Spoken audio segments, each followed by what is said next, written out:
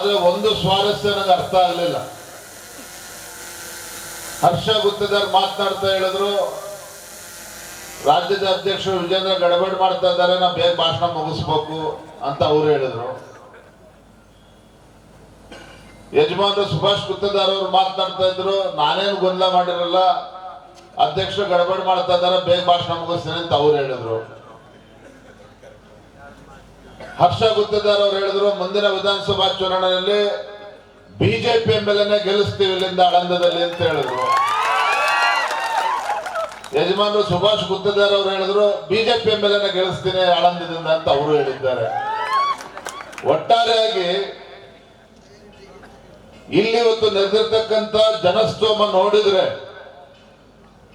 ನಮ್ಮ ಯುವಕ ಮಿತ್ರರೆಲ್ಲ ಇರ್ತಕ್ಕಂಥ ಉತ್ಸಾಹವನ್ನ ನೋಡಿದ್ರೆ, ಮುಂದಿನ ವಿಧಾನಸಭಾ ಚುನಾವಣೆ ಯಾವತ್ತೇ ನಡೀಲಿ ಒಂದಂತೂ ಸಿದ್ಧ, ಮುಂದಿನ ವಿಧಾನಸಭಾ ಚುನಾವಣೆ ಯಾವತ್ತೇ ನಡೆದ್ರು ಸಹ ಭಾರತೀಯ ಜನತಾ ಪಾರ್ಟಿ ಕಮಲದ ಅರಳತಕ್ಕಂಥದ್ದು ಶತಸಿದ್ಧ. ಅದು ಯಾವ ದುಷ್ಟಶಕ್ತಿಗಳು ಕೂಡ ತಪ್ಪಿಸೋದಕ್ಕೆ ಸಾಧ್ಯ ಇಲ್ಲ. ಯಾವ ಶಕ್ತಿಗಳು ಕೂಡ ಬಿಜೆಪಿ ಗೆಲುವನ್ನ ಇಲ್ಲಿ ತಡೆಯೋದಕ್ಕೆ ಸಾಧ್ಯ ಇಲ್ಲ ಅನ್ನೋದನ್ನ ನಾನು ಸ್ಪಷ್ಟವಾಗಿ ಸಂದರ್ಭ ಹೇಳೋದಕ್ಕೆ ಇಚ್ಛೆ ಪಡ್ತೀನಿ. ಆತ್ಮೀಯ ಕಾರ್ಯಕರ್ತ ಬಂಧುಗಳೇ, ಗುಲ್ಬರ್ಗ ನಗರದಲ್ಲಿ ಏನು ಕಲ್ಯಾಣ ಕರ್ನಾಟಕ ಉತ್ಸವ, ಏನು ಹೈದರಾಬಾದ್ ಕರ್ನಾಟಕ ನಿಜಾಮರ ಒಂದು ಕಪಿಮುಷ್ಟಿಯಿಂದ ಹೊರಬಂದಂತ ಒಂದು ಶುಭಗಳಿಗೆ ರಜಾಕರ ಒಂದು ಅಟ್ಟಹಾಸ, ಅದನ್ನ ನೆನಪಾಡ್ಕೊಳ್ತಕ್ಕಂಥ ಕಾರ್ಯಕ್ರಮವನ್ನು ಕೂಡ ಮುಗಿಸ್ಕೊಂಡು ಈ ದೇಶದ ಹೆಮ್ಮೆಯ ಪ್ರಧಾನಮಂತ್ರಿ ನರೇಂದ್ರ ಮೋದಿಜಿ ಅವರ ಜನ್ಮದಿನದ ಅಂಗವಾಗಿ ಏನು ದೇಶಾದ್ಯಂತ ಮತ್ತೆ ರಾಜ್ಯದಲ್ಲಿ ಇವತ್ತು ಗುಲ್ಬರ್ಗ ಜಿಲ್ಲೆಯಲ್ಲೂ ಸಹ ಸೇವಾ ಪಾಕ್ಷಿಕ ಅಂದ್ರೆ ನರೇಂದ್ರ ಮೋದಿಜಿಯವರ ಜನ್ಮದಿನದಂದು ರಕ್ತದಾನ ಶಿಬಿರ, ಆರೋಗ್ಯ ತಪಾಸಣಾ, ಸ್ವಚ್ಛತೆಯನ್ನು ಮಾಡುವಂಥದ್ದು, ಗಿಡವನ್ನು ನೆಡುವಂಥದ್ದು, ಈ ರೀತಿ ನಾನಾ ರೀತಿಯ ಸಮಾಜಮುಖಿ ಕಾರ್ಯಕ್ರಮಗಳನ್ನ ಸೆಪ್ಟೆಂಬರ್ 17ರಿಂದ ಗಾಂಧಿ ಜಯಂತಿಯವರು ಕೂಡ ನಾವು ಹಮ್ಮಿಕೊಂಡಿದ್ದೇವೆ. ತಮ್ಮೆಲ್ಲರಿಗೂ ಸಹ ವಿಶ್ವಕರ್ಮ ಜಯಂತಿಯ ಶುಭಾಶಯಗಳನ್ನ ಈ ಸಂದರ್ಭದಲ್ಲಿ ತಿಳಿಸ್ತಾ, ಆತ್ಮೀಯ ಬಂಧುಗಳೇ, ಇವತ್ತು ಕಲ್ಯಾಣ ಕರ್ನಾಟಕ ಏನಿಂದ ಹೈದರಾಬಾದ್ ಕರ್ನಾಟಕ ಅಂತ ನಾವು ಕರೀತಾ ಇದ್ವಿ. ಸ್ವಾತಂತ್ರ್ಯ ಬಂದಾಗಿನಿಂದನೂ ಕೂಡ 55 ವರ್ಷ 60 ವರ್ಷಗಳ ಕಾಲ ನಿರಂತರವಾಗಿ ರಾಜ್ಯದಲ್ಲಿ, ದೇಶದಲ್ಲಿ ಇವತ್ತು ಕಾಂಗ್ರೆಸ್ ಪಕ್ಷ ಆಡಳಿತವನ್ನು ನಡೆಸಿರುವಂತದ್ದು. ಇವತ್ತು ನಮ್ಮ ಕರ್ನಾಟಕದ ಪರಿಸ್ಥಿತಿ ಎಲ್ಲಿಗೆ ಬಂದು ನಿಂತಿದೆ?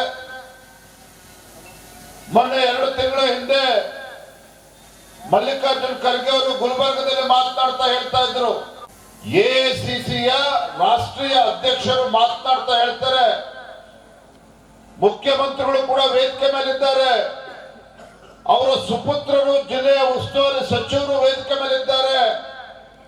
ಮಲ್ಲಿಕಾರ್ಜುನ್ ಖರ್ಗೆ ಅವರು ಹೇಳ್ತಾರೆ, ಇವತ್ತು ಕಲ್ಯಾಣ ಕರ್ನಾಟಕದಲ್ಲಿ ಇವತ್ತು ನಮ್ಮ ಮಕ್ಕಳು ಶಿಕ್ಷಣದಿಂದ ವಂಚಿತರಾಗಿದ್ದಾರೆ.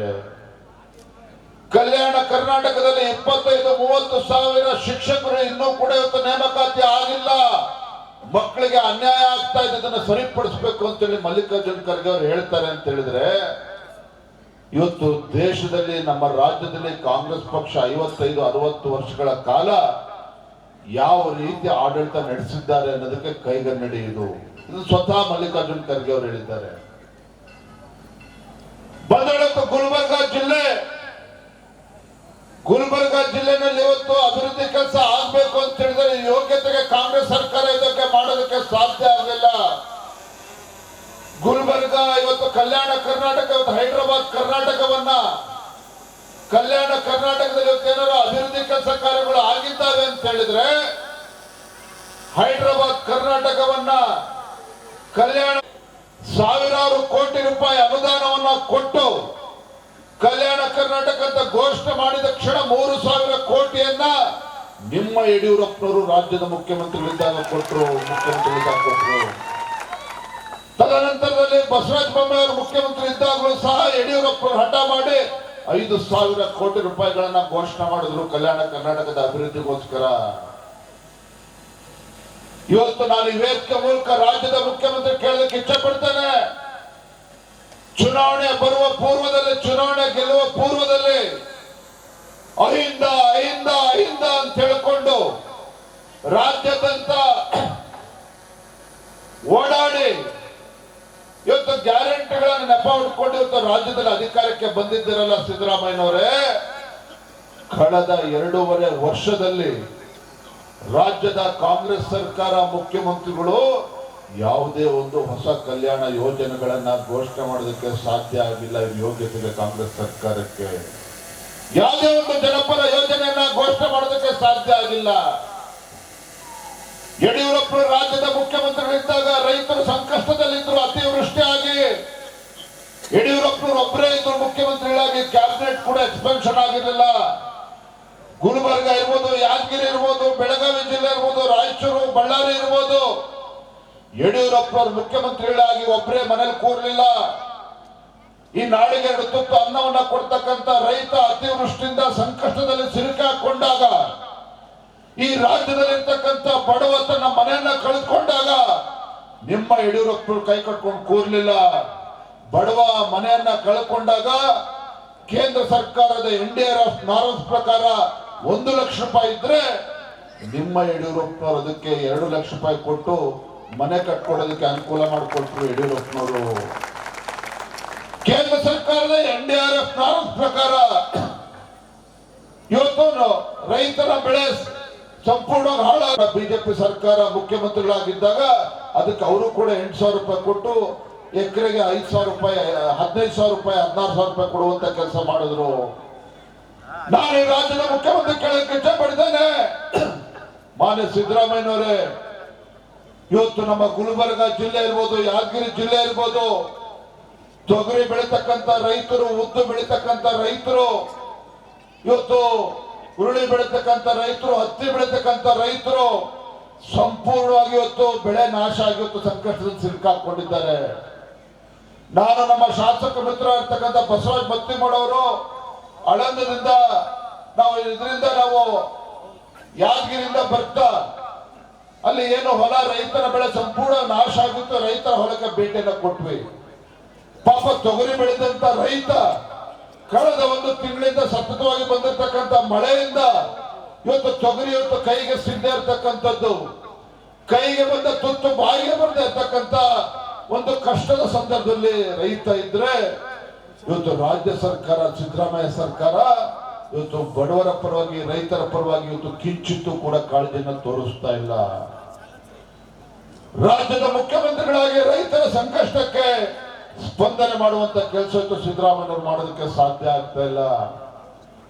ಬಂಧುಗಳೇ, ಇದರಿಂದ ಅರ್ಥ ಆಗ್ತದೆ ರೈತನು ಇವತ್ತು ರಾಜ್ಯದಲ್ಲಿರ್ತಕ್ಕಂಥ ರೈತ ಸಂಕಷ್ಟಕ್ಕೆ ಸಿಲುಕಿ ಹಾಕೊಂಡಾಗ ರೈತರ ಕಷ್ಟಕ್ಕೆ ಸ್ಪಂದನೆ ಮಾಡಬೇಕು ಅಂತ ಹೇಳಿದ್ರೆ ಅದಕ್ಕೆ ಮಾತೃ ಹೃದಯದ ಮುಖ್ಯಮಂತ್ರಿಗಳು ಇರಬೇಕು. ಯಡಿಯೂರಪ್ಪ ಗ್ಯಾರಂಟಿಗಳಿಂದ ನನ್ನ ಕ್ಷೇತ್ರಕ್ಕೆ ಒಂದು ಬಿಡುಗಾಸು ಕೂಡ ಸಿಗ್ತಾ ಇಲ್ಲ ಅಂತೇಳಿ ಕಾಂಗ್ರೆಸ್ ಶಾಸಕರು ಮಾತನಾಡ್ತಾರೆ ಅಂತ ಹೇಳಿದ್ರೆ, ಇಂಥ ಲಜ್ಜೆಗೆಟ್ಟ ಜನವಿರೋಧಿ ಕಾಂಗ್ರೆಸ್ ಸರ್ಕಾರ ಇವತ್ತು ರಾಜ್ಯದ ಜನರ ಪಾಲಿಗೆ ಇವತ್ತು ಬದುಕಿದ್ದು ಕೂಡ ಸತ್ತಂತೆ.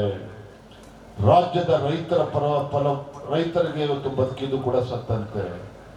ಇಂಥ ಲಜ್ಜೆಗೆಟ್ಟ ಬಡವರ ವಿರೋಧಿ, ರೈತ ವಿರೋಧಿ ಕಾಂಗ್ರೆಸ್ ಸರ್ಕಾರವನ್ನ ಬುಡ ಸಮೇತ ಕಿತ್ತಾಕುವಂತ ಕೆಲಸ ವೇದಿಕೆಯಲ್ಲಿರ್ತಕ್ಕಂಥ ಮುಖಂಡರು, ವೇದಿಕೆ ಮುಂಭಾಗದಲ್ಲಿರ್ತಕ್ಕಂಥ ನಮ್ಮ ಕಾರ್ಯಕರ್ತರು ಇವತ್ತು ಶಪಥವನ್ನು ನಾವು ಮಾಡಬೇಕಾಗಿದೆ. ನಾವು ಸಂಕಲ್ಪವನ್ನು ಮಾಡಬೇಕಾಗಿದೆ. ನರೇಂದ್ರ ಮೋದಿ ದೇಶದ ಪ್ರಧಾನಮಂತ್ರಿ ಅವರ ಜನ್ಮದಿನ, ಇಂಥ ಶುಭ ಸಂದರ್ಭ ಸಂಕಲ್ಪ ಮಾಡಬೇಕಾಗಿದೆ. ಮುಂದೆ ಯಾವತ್ತೇ ವಿಧಾನಸಭಾ ಚುನಾವಣೆ ನಡೆದರೂ ಸಹ ರಾಜ್ಯದಲ್ಲಿ ನಾನು ಇವತ್ತು ಸ್ಪಷ್ಟವಾಗಿ ಹೇಳ್ತಾ ಇದ್ದೇನೆ, ನಾನು ಕೂಡ ಯಡಿಯೂರಪ್ಪನವ್ರ ಮಗ. ಯಡಿಯೂರಪ್ಪನವ್ರು ಯಾವ ರೀತಿ ಕಾಲಿಗೆ ಚಕ್ರವನ್ನ ಕಟ್ಟಿಕೊಂಡು ರಾಜ್ಯದ ಪ್ರತಿಯೊಂದು ವಿಧಾನಸಭಾ ಕ್ಷೇತ್ರ, ಪ್ರತಿಯೊಂದು ಹಳ್ಳಿಗಳಿಗೂ ಕೂಡ ಭೇಟಿಯನ್ನ ಕೊಡ್ತಕ್ಕಂಥ ಕೆಲಸ ಮಾಡಿದ್ರು. ಯಾವ ರೀತಿ ಯಡಿಯೂರಪ್ಪನವರು ರೈತರ ಸಂಕಷ್ಟದಲ್ಲಿದ್ದಾಗ ಅವರಿಗೆ ಇವತ್ತು ಸಹಕಾರನ ಕೊಡ್ತಕ್ಕಂಥ ಕೆಲಸನ ಯಡಿಯೂರಪ್ಪನವ್ರು ಮಾಡಿದ್ರು. ಯಾವಾಗ ಬಡವರು ತೊಂದರೆಯಲ್ಲಿ ಸಿಲುಕಾಕೊಂಡಂತ ಸಂದರ್ಭದಲ್ಲಿ ಯಡಿಯೂರಪ್ಪನವರು ಅವರಿಗೆ ಧ್ವನಿಗೂಡಿಸ್ತಕ್ಕಂಥ ಕೆಲಸವನ್ನ ಮಾಡಿದ್ದಾರೆ. ರಾಜ್ಯದ ಅಧ್ಯಕ್ಷರಾಗಿ ಯಾವ ಭಾರತೀಯ ಜನತಾ ಪಾರ್ಟಿ ಕೇವಲ ನಗರಕ್ಕೆ ಸೀಮಿತ ಆಗಿರ್ತಕ್ಕಂಥ ಪಕ್ಷ ಅಂತ ಹೇಳ್ತಾ ಇದ್ರು, ಇವತ್ತು ಹಳ್ಳಿನಲ್ಲಿ ಇವತ್ತು ಕಮಲ್ದು ಅರಳಿದೆ ಅಂತ ಹೇಳಿದ್ರೆ ಇವತ್ತು ಸನ್ಮಾನ್ಯ BS ಯಡಿಯೂರಪ್ಪನವರು, ಅನಂತ್ ಕುಮಾರ್ ಅವರು, ತಂಗಾ ಅವರು, ಈ ರೀತಿ ಅನೇಕ ಹಿರಿಯರ ಒಂದು ತಪಸ್ಸಿನಿಂದ ಎಲ್ಲ ಪಕ್ಷದ ಕಾರ್ಯಕರ್ತರು ಒಂದು ಭರವಸೆನ ಕೊಡ್ತೇನೆ.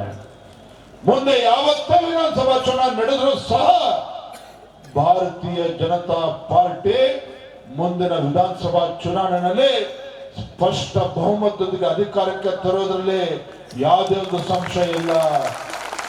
ಭಾರತೀಯ ಜನತಾ ಪಾರ್ಟಿ 130, 140 ಶಾಸಕರೊಂದಿಗೆ ಆಳಂದ ಕ್ಷೇತ್ರದ ಶಾಸಕರನ್ನು ಕೂಡ ಸೇರಿಸಿಕೊಂಡು ಬಿಜೆಪಿ 130, 140 ಶಾಸಕರೊಂದಿಗೆ ರಾಜ್ಯದಲ್ಲಿ 2028 ವಿಧಾನಸಭಾ ಚುನಾವಣೆಯಲ್ಲಿ ಸ್ಪಷ್ಟ ಬಹುಮತದೊಂದಿಗೆ ಅಧಿಕಾರಕ್ಕೆ ತರ್ತಕ್ಕಂಥ ಸಂಕಲ್ಪನ ಮಾಡಿದ್ದೇನೆ.